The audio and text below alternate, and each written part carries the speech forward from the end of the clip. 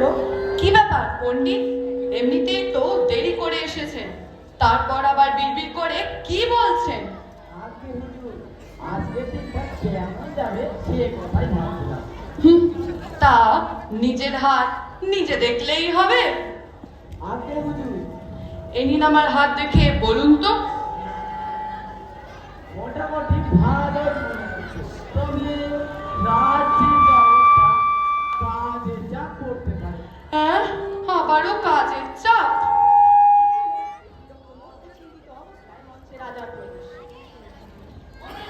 জয় হোক, জয় হোক।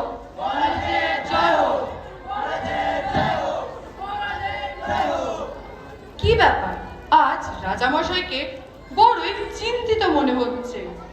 শোনো গো বকুড়া, কাল সারা রাত বুঝি একটা কথা। কি কথা মহারাজ? আচ্ছা ভাবো তো, কত সুন্দর এই ধরে গাছে গাছে ফোটে ফুল, আকাশে ওড়ে পাখি, আর কত কি। কিন্তু আমার চিন্তা অন্য বিষয়। এই ধরনের বুকে পা রাখতে, এই ধরনের বুকে পড়ে থাকা মলিন হয়ে কেন লাগিতে পায়? তাই তো চিন্তার বিষয়। এ কথা তো আগে ভাবিনি। ভাবেননি? মাথায় কি আসেনি কোনোদিন এই চিন্তা? মহারাজ ক্ষমা করবেন, জগতে এত পরিবর্তন ঘটে দিনে রাতে, তার মধ্যে চিন্তা কি আর মাথায় ঢোকে? এমন কি চিন্তা করে যে আমার চিন্তা আপনার কাছে বড়ই তুচ্ছ লাগে? না মানে কোথায়?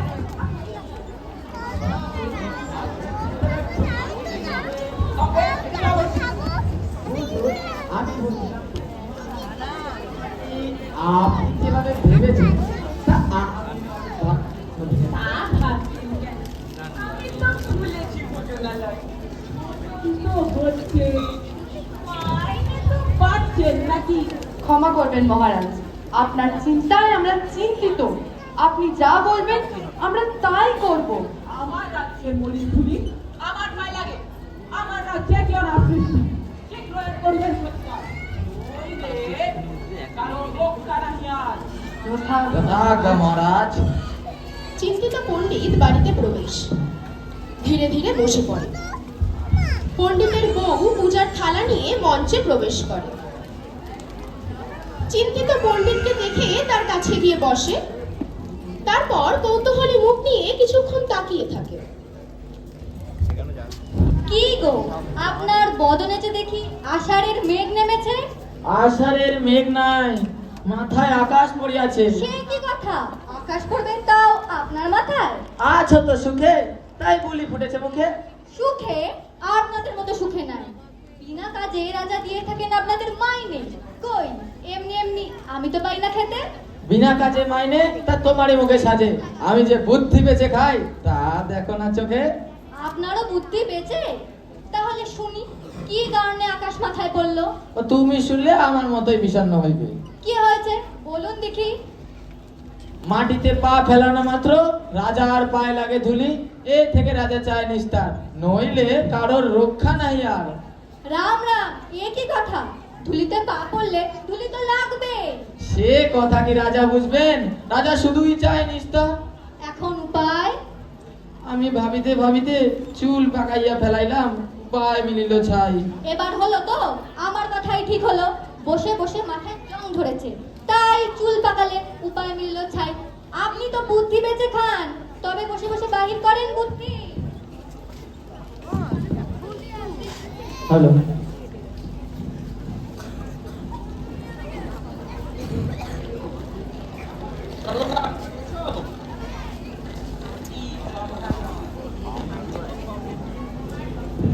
আমার ভুল হয়েছে।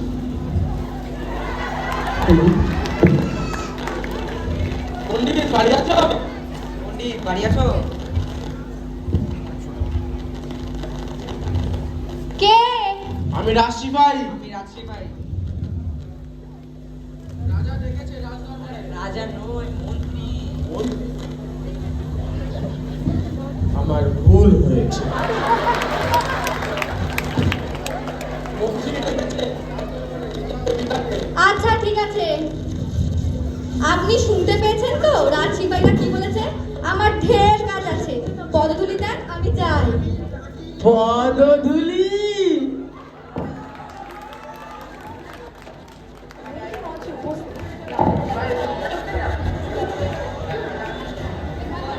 মঞ্চে উপস্থিত পণ্ডিত ধীরে ধীরে প্রবেশ করে।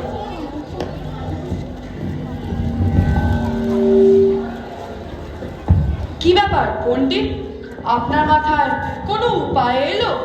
হুজুর, আমার বুদ্ধির ভান্ডার শেষ।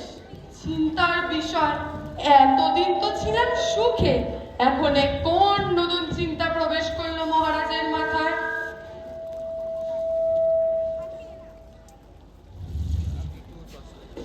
সাবধান সাবধান সাবধান, মহারাজ মধুচন্দ্র রাজসভায় প্রবেশ করছে।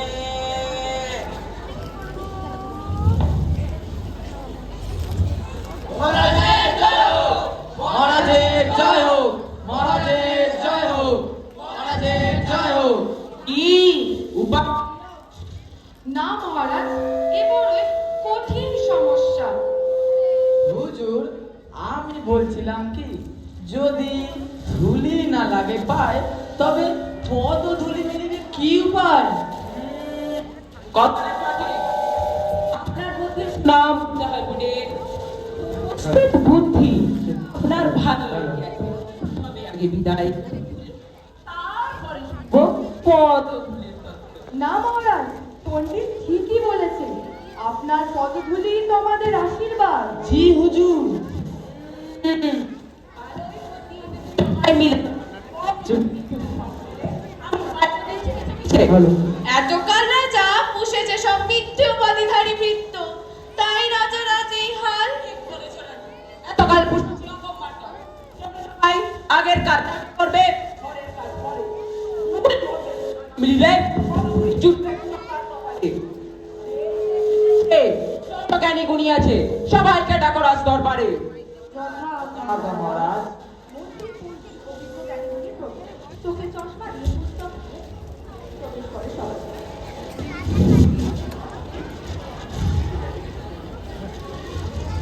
হুজুর, খরায় যদি বৃষ্টি না থাকে, তবে শস্য হবে কিভাবে? তার পণ্ডিতেরা রয়েছে কেন তবে? হুজুর, একটা উপায় আছে, ঝাঁটা দিয়ে রাজ্য তুলি সাফ করে দেখো না। না হোক ছাটা। মঞ্চে কিছু ঝাড়ুদারের প্রবেশ। কিছুক্ষণের মধ্যে ধুলায় অন্ধকার হয়ে যায় ও রাজ্যের সবাই কাস্তে কাস্তে বার হয়ে যাবে। সরে যা, সরে যা।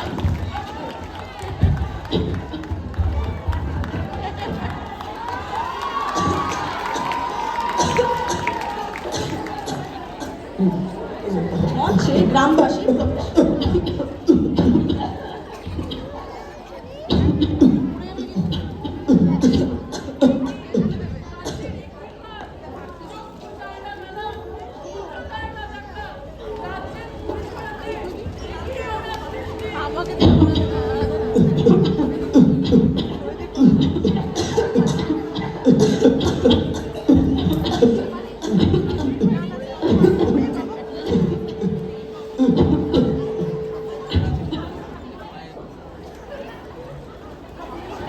চোখ চুলকাতে চুলকাতে রাজা মঞ্চে প্রবেশ করল। মন্ত্রী, মন্ত্রী, জি জি জি মহারাজ। ডাকো সব অপদার্থ পণ্ডিতদের। জি মহারাজ। পণ্ডিতেরা ভয় সংকুচিত ভাবে মঞ্চে প্রবেশ করে। আপনাদের লজ্জা হওয়া উচিত, এত জ্ঞানী গুণী থাকতে আমার রাজ্যের কি হাল? হুজুর, আমরা আরেকবার চেষ্টা করে দেখি। মহারাজ, জল দিয়ে ধুলি ধুয়ে ফেললেই সমাধান হবে। রাজ্যে যা জল আছে তাতেই হবে। জল দিয়ে ধুলি সরাতে রাজ্যের অবস্থা খারাপ হয়। রাজা দূর থেকে সব দেখেন। আমার রাজ্য আজ নষ্ট হয়ে গেল রানী। পুকুর, নদী, খালে জল নেই। জলের জীব ডাঙায় মরে পড়ে আছে, ডাঙার জীব সাঁতার কেটে মরছে। আমি এতটা অবিচার করলাম আমার রাজ্যে, আমার প্রজার উপর। এর থেকে মুক্তির কি কোনো উপায় নেই রানী? আচ্ছা, যদি আরেকবার চেষ্টা করে দেখি। উপায় তো মিললই না, শুধু হ্যালো। ক্ষতি। কিছুক্ষণের মধ্যে হ্যালো, হ্যালো। মন্ত্রী ও পণ্ডিতেরা প্রবেশ করল।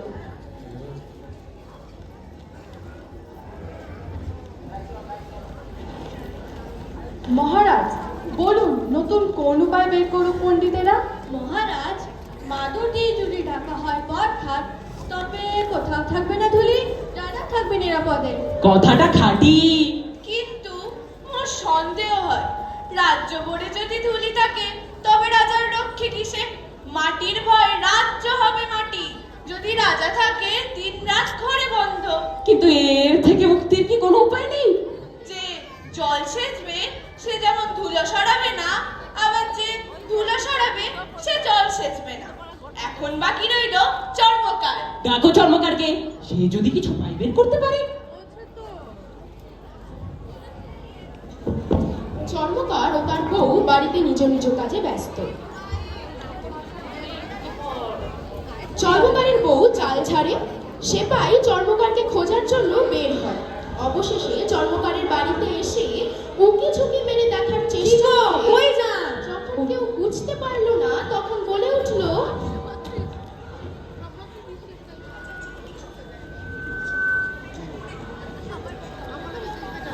পণ্ডিত বাড়ি আছো?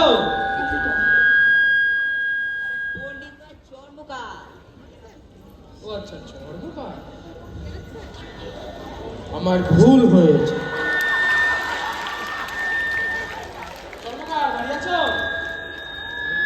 চমৎকার, দাঁড়িয়ে আছো? কে? আমি রাশি ভাই। আমি রাখছি ভাই। বলিয়া দে বাড়ি নাই। চর্মকার বলিল চর্মকার বাড়ি নাই। ধর আর সর্বকাজকে বলো, মন্ত্রী ডেকেছে রাজ দরবারে। আরে মন্ত্রী নয়, রাজা। ও রাজা, আমার ভুল হয়েছে। রাজা ডেকেছে রাজ দরবারে বিকালে। আচ্ছা আচ্ছা ঠিক আছে, রাজা ডেকেছেন রাজ দরবারে, যেতে হবে বিকালে। কি হইল? কি আর হইবে? কোনো কাজের জন্য দরকার পড়েছে নিশ্চয়ই। রাজ দরবারে তো আর এমনি ডাকেনি। তাহার পরও বিকেলে কি যাব? তো না গেলে রক্ষে আছে তো?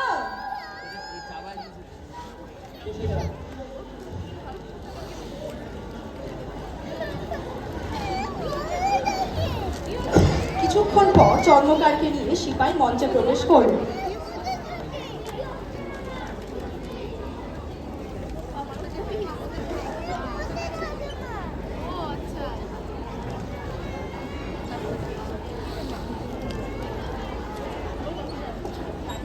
চর্মকার, শেষ উপায় জানতে চাই তোমার কাছে। আগে বলুন রাজা মশাই। ধরণীতে এত ধুলি, কি উপায় রক্ষা পায় চরণ দুটি? পণ্ডিতেরা বলছে মাদুর দিয়ে ঢাকতে হবে পৃথিবী। অনুমতি দিলে বলতে পারি। হ্যাঁ নিশ্চয়ই। রাজা মশাই, যদি আপনার দুটি চরণ ঢাকিতে পারে তবে ধরণী আর ঢাকিতে নাই হবে। এতই কি হবে সিধে, ভাবিয়া মূল্য সকল দেশ শুদ্ধ। বেটাকে চুলে চড়াতে হবে। রাখো একে বন্দি করে। এমন যে মস্করা করতে পারি ওদের সাথে। রাজার চরণ ঢাকিবে আমার আগে। থামুন সবাই। চর্মকার, তুমি তোমার কাজ করো। রাজা মশাই, আপনার পায়ের মাপ নিতে হইতো যদি আপনার সিপাই সঠিক মাপ দিতেন। কেন তুমি না? উত্তর আপনাকে চুলটা অশুদ্ধ হবে। সে দরবারে আসিয়াই অশুদ্ধ করিয়াছে। স্নান না করিলে, পুজো না করিলে আপনি শুদ্ধ হবেন না। থামুন সবাই। চর্মকার, তুমি তোমার কাজ করো।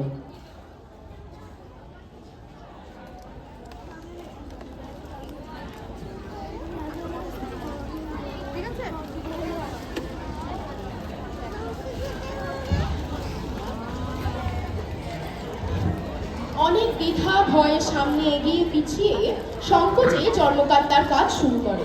পণ্ডিত ও মন্ত্রী গলা উঁচু করে আর চোখ দিয়ে চর্মকারের কাজ দেখে।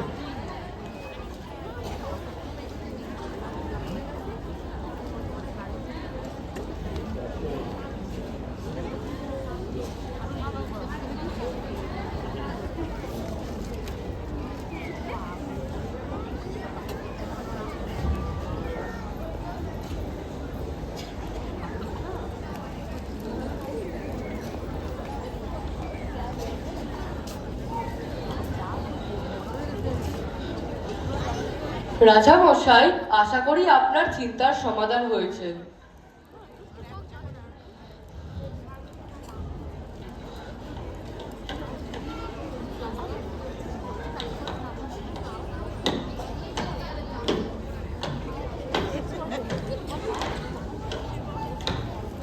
আমি ঘুমিয়েছিলাম এতদিন,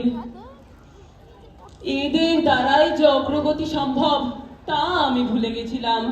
বেটা বুদ্ধি চুরি করেছে।